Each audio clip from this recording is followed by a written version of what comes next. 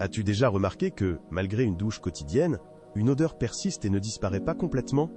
On n'en parle pas à voix haute, mais tu la sens. Un regard rapide d'une autre personne, un geste à peine perceptible lors d'une étreinte. Tu t'efforces d'être propre, de prendre soin de toi, mais quelque chose ne va pas. Et voici un commentaire déguisé en souci. Grand-père, parfois tu sens le vieux. Vieillir semble être synonyme de renoncement à la fraîcheur et à la dignité du corps. Aujourd'hui, je vais te dire ce que personne n'ose. Cette odeur qu'on appelle de vieux n'est pas une condamnation, ni inévitable, ni une partie naturelle du vieillissement. Vieillir dignement est possible. Cette odeur est le résultat de nombreuses années d'ignorance de certaines zones du corps et d'habitudes d'hygiène incomplètes. Et ce n'est pas ta faute. Personne ne t'a appris qu'après 60 ans, certaines parties du corps ont besoin de plus que du simple savon et de l'eau. Reste avec moi jusqu'à la fin, je te dirai quelles zones nécessitent une attention particulière, comment les nettoyer correctement, et pourquoi cela changera non seulement l'odeur. Tu n'es pas ici pour accepter cela. Tu es ici pour prendre la responsabilité de ton corps et te sentir mieux. La situation peut être maîtrisée. Si tu restes, tu y arriveras. Numéro 1. Nettoie les endroits où le savon n'arrive pas.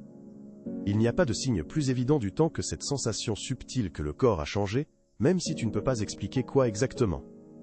Tu prends une douche tous les jours, utilise du savon, fais attention à tes vêtements, mais l'odeur persiste quand même. Un léger inconfort est difficile à nommer, mais il est là. Parfois, les autres le remarquent, même s'ils ne le disent pas. Tu perçois cela dans leurs gestes, leur distance, leurs commentaires qui semblent anodins mais piquent comme une aiguille. Ce n'est pas l'odeur de la sueur ou de la saleté. C'est l'odeur de la peau qui ne se renouvelle plus. Des pores qui ont cédé, des zones qui ne frottent plus avec la même énergie. La science l'explique simplement. Avec âge, le corps produit plus de composés gras qui adhèrent à la peau comme une seconde couche. Ce composé est résistant et presque invisible, le savon ne l'enlève pas complètement. Il s'accumule dans les plis et les recoins difficiles d'accès. Ce n'est pas une question d'hygiène insuffisante, mais de précision. Personne ne nous a appris que le corps change et que les soins doivent aussi évoluer. Il y a quelque chose de plus profond ici. Le stoïcisme enseigne que ce qui est important est parfois invisible. Épictète disait « Rien de grand ne se crée instantanément ». Cela concerne non seulement les accomplissements, mais aussi la destruction. Ce qui sent mauvais aujourd'hui a commencé il y a des années avec une routine incomplète et un manque d'intention. Avec la perte d'attention à ce qui semblait insignifiant, comme l'âme souffre sans nourriture pour l'esprit, le corps envoie des signaux d'abandon si nous l'ignorons. La mauvaise odeur n'est pas qu'un facteur physique. C'est un cri silencieux des parties du corps qui ont oublié leur existence et ont besoin d'attention. Dans la culture japonaise, il existe le concept de des espaces vides et le silence, ce qui est invisible, mais qui détermine tout autour et en nous. Dans notre corps aussi, il y a des endroits sans attention, sans véritable nettoyage ni soin profond. Ces zones restent oubliées et abandonnées. Et c'est là que commence le problème. Quand nous cessons de prendre soin de ces endroits, nous perdons le lien avec nous-mêmes, et devenons étrangers à nous-mêmes. Et si je disais qu'il suffit de prêter attention à ces zones oubliées, et que tu pourrais retrouver une partie de ton autonomie? Parce que ce n'est pas seulement une question de sentir bon. Il s'agit de sentir le contrôle sur son corps, et de ne pas être une victime du vieillissement. Et de décider soi-même comment vivre, prendre soin de soi, et garder le lien avec le « moi » intérieur, à travers de petites actions importantes. Avancer dans la vie la tête haute, sans honte, ni excuse. La prochaine fois que tu prendras une douche, ne le fais pas automatiquement, mais pose-toi une question sur toi-même. Quelle partie de moi j'ignore? Où le savon n'arrive pas, mais le temps oui? C'est dans ces recoins que commence la transformation, importante pour la conscience de soi et le retour à l'intégrité. Si tu trouves cela important, attends et découvre ce qui se passera quand tu prendras conscience de tout ce que tu n'as pas touché et de ce que tu peux encore retrouver en toi. Numéro 2. Ton dos mérite aussi de l'attention. Le philosophe français Michel de Montaigne, dans ses dernières années, s'asseyait souvent en s'appuyant contre un mur de pierre. Il passait des heures à réfléchir, lire et rédiger des essais, se permettant rarement de bouger librement. Son dos s'est progressivement voûté à cause de l'immobilité et de l'âge. Le corps semblait vouloir se cacher de la vie. Un ami médecin a raconté à Montaigne la destruction imperceptible causée par l'immobilité, ce qui l'a conduit à une prise de conscience importante. Montaigne a noté une phrase rarement citée, mais qui contient une profonde vérité. Lorsque le corps se contracte, la pensée se contracte aussi. Ce qui est arrivé à Montaigne ressemble à ce qui se passe aujourd'hui. Avec âge, nous cessons de toucher, de bouger et de prendre soin de certaines parties du corps. Le dos, une vaste zone du corps que nous ne voyons pas et que nous pouvons à peine atteindre, devient un espace oublié où s'accumulent cellules mortes et résidus de crème ou de vêtements. Avec cela apparaît une odeur insaisissable mais persistante. Le plus effrayant n'est pas l'odeur elle-même, mais le symbole qu'elle porte, le refus de prendre soin de l'invisible. L'oubli est un refus d'accorder de l'attention à ce qui demande des efforts et ne semble plus important.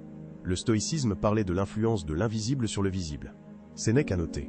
Ce qu'il faut craindre le plus, ce n'est pas le coup soudain, mais ce qui pénètre sans être vu. Cela est vrai aussi pour un dos négligé. Le dos est le symbole de tout ce que nous laissons derrière, de tout ce que nous cessons de considérer comme urgent, mais cela ne disparaît pas, cela s'accumule chaque jour. La science confirme la détérioration de L, état de la peau et de la circulation sanguine avec L, âge, surtout en l'absence d'exfoliation et de massage de la zone dorsale. Le corps perd sa capacité de renouvellement naturel, les pores se bouchent, la peau ternit, une odeur désagréable chronique apparaît. C'est une question de santé et de soins. Réfléchis-y. Si tu ne peux même pas atteindre ton dos, qui le fera pour toi? Qui prendra soin de ce qui ne t'importe pas? Tu n'es pas ici pour dépendre des autres. Tu es ici pour reprendre le contrôle de chaque recoin de ton corps et prendre soin de toi-même. Prendre soin de son dos n'est pas une petite affaire. C'est une présence totale dans ta vie et un message au temps. Tu ne m'as pas encore brisé. Tu peux encore prendre soin de toi-même. C'est un rappel important à accepter et à ressentir. Numéro 3. Les aisselles ne sont pas ce que tu penses. Aujourd'hui, je te propose une expérience simple mais importante. La prochaine fois sous la douche, quand tu arrives aux aisselles, ne te contente pas d'un rapide savonnage. Arrête-toi, respire et ressens le moment. Prends un savon neutre et une brosse douce ou une éponge végétale. Fais des mouvements circulaires pendant au moins 1 minute de chaque côté. Ne te précipite pas. Fais-le comme si tu te libérais, en nettoyant non seulement le corps, mais aussi l'esprit. Puis rince à l'eau tiède. Sèche-toi et applique un mélange de vinaigre de cidre dilué dans de l'eau, comme un tonique naturel. Fais attention à la façon dont l'odeur de la peau change au fil des heures suivantes. Ce geste peut t'enseigner plus que de vaines paroles. Les aisselles sont l'une des zones les plus délicates du corps, car elles contiennent des glandes sudoripares particulières. Les glandes apocrines changent avec l'âge, produisent moins de sueur, mais celle-ci devient plus épaisse et persistante, ce qui crée une odeur difficile à éliminer sur la peau. Les déodorants commerciaux ne résolvent pas le problème, ils ne font que masquer l'odeur en créant un film chimique qui empêche la peau de respirer et aggrave son état. La solution n'est pas de masquer l'odeur, mais de nettoyer la peau en profondeur et soigneusement, comme on purifie la vie intérieure en prenant soin de soi de manière globale. Épictète disait « Nous ne devons pas nous orner pour les autres, nous devons nous purifier de l'intérieur. » Cela concerne l'âme et le corps simultanément. Prendre soin du corps n'est pas de la vanité, mais une manifestation de respect envers soi-même, un aspect important du soin psychologique et du renforcement de l'estime de soi. Les rituels d'hygiène profonds aident à reprendre le contrôle de soi et de son corps, même lorsque le temps avance inexorablement. Si ces mots ont éveillé ton intérêt, abonne-toi à la chaîne, aime la vidéo et écris en commentaire de quel pays tu viens. Il est important pour moi de savoir où nous créons ensemble une communauté de personnes conscientes, qui ne renoncent pas et choisissent de prendre soin d'elles à tout âge. Nous pouvons choisir comment vieillir. Un petit acte. Laver les aisselles avec conscience et détermination peut être le début d'une grande transformation intérieure dans la vie d'une personne. Tu n'as pas besoin que le monde t'applaudisse pour cela. Il suffit que tu saches et ressens toi-même ta force de reprendre ce qui est important, la capacité de tout recommencer. Quand tu décides de nettoyer même ce qui semble insignifiant, tu retrouves ta force. Une petite action devient le début du changement et de la liberté intérieure. Numéro 4. Ne néglige pas ce qu'il y a entre tes orteils. Une étude de l'université de Kyoto a montré qu'il peut y avoir 10 fois plus de bactéries là que sur les paumes des mains. 10 fois plus de bactéries. Combien de fois par an accordes-tu de l'attention à ces endroits étroits, humides et oubliés? Le soin des pieds devient souvent un rituel d'oubli. La plupart des personnes âgées cessent de se pencher par inconfort ou peur de perdre, équilibre. Progressivement, le soin des pieds devient inconscient et un profond oubli. Mais les pieds ne sont pas une partie insignifiante du corps. Ils sont ton lien avec la terre, le fondement et l'instrument qui te mène où tu veux. Entre les orteils, le corps crie silencieusement.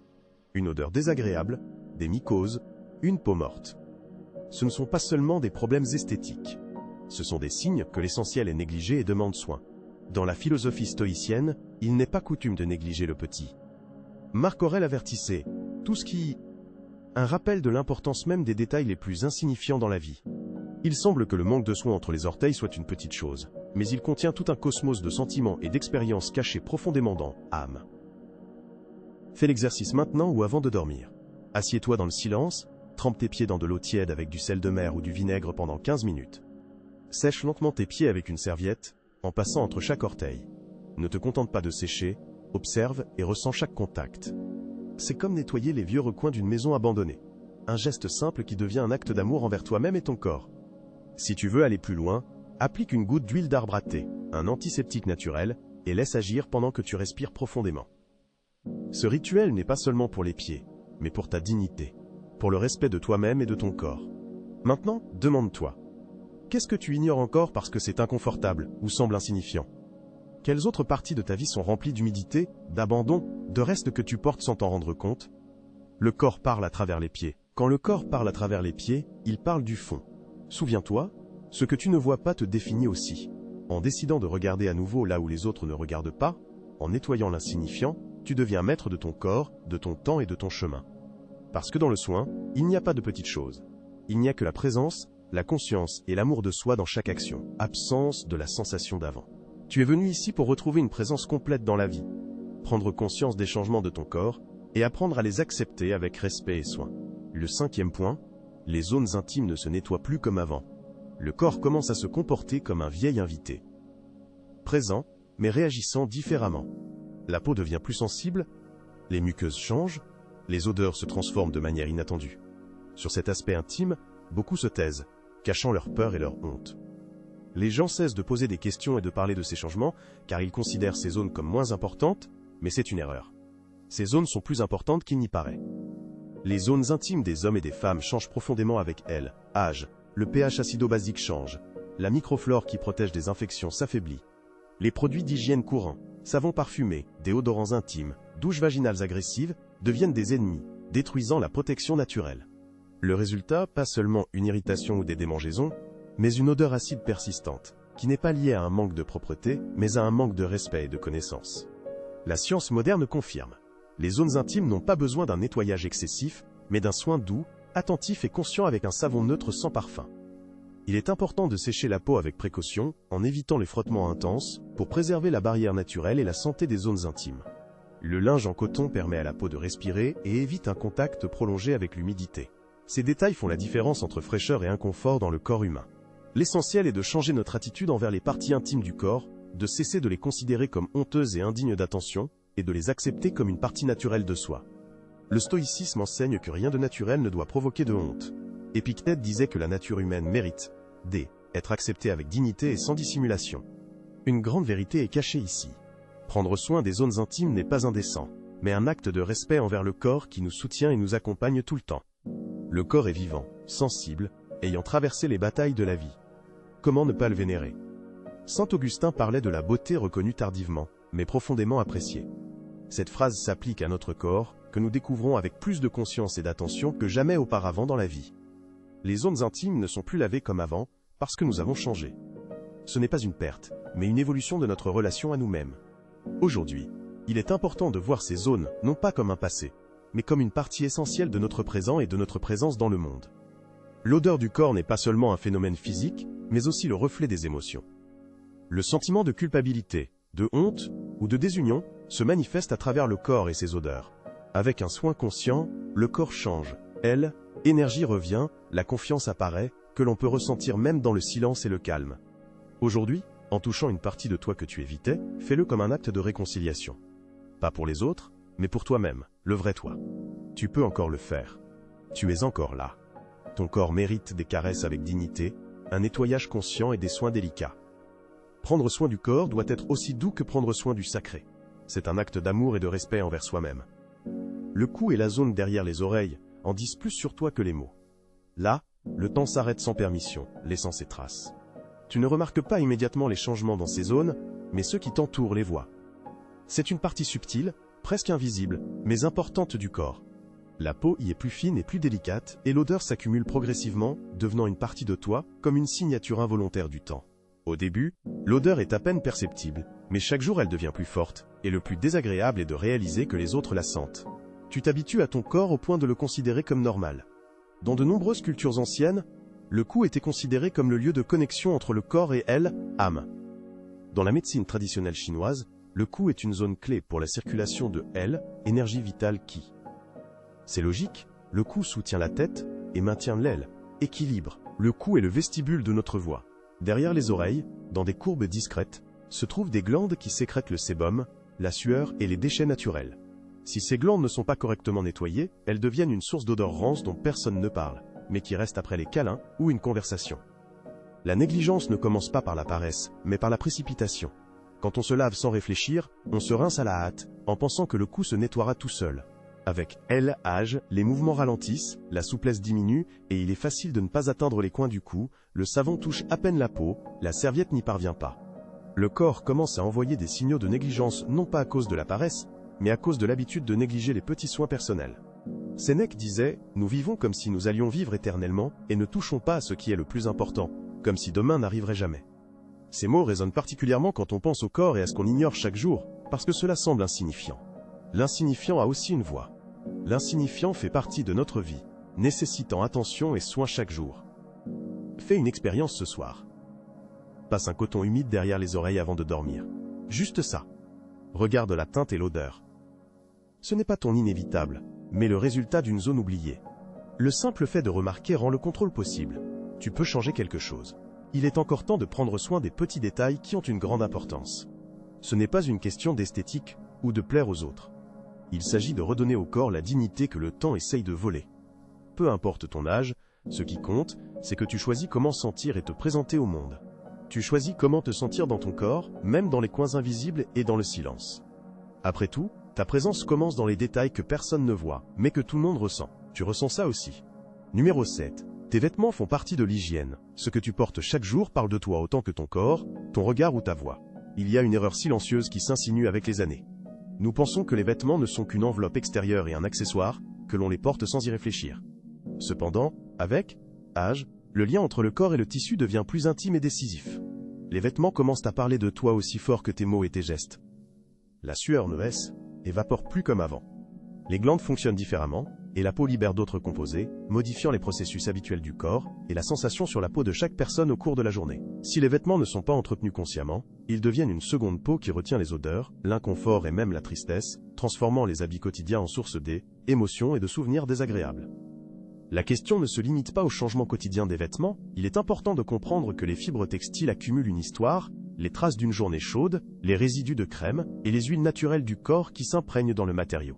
Ces traces s'infiltrent dans les coutures, les cols et les zones invisibles sous les aisselles du tissu, créant une histoire et une ambiance particulière qui ne disparaissent pas avec un simple lavage. Laver les vêtements ne suffit pas, il faut bien les aérer, leur donner la possibilité de respirer, comme l'âme respire, se libérant de ce qui pesait et entravait intérieurement. Dans certaines cultures orientales, on croit que chaque objet garde une vibration, et si on ne le purifie pas, il se détériore et poursuit la personne, même si elle ne le remarque pas. Les stoïciens comprenaient que l'extérieur influence l'intérieur, même s'il ne contrôle pas tout.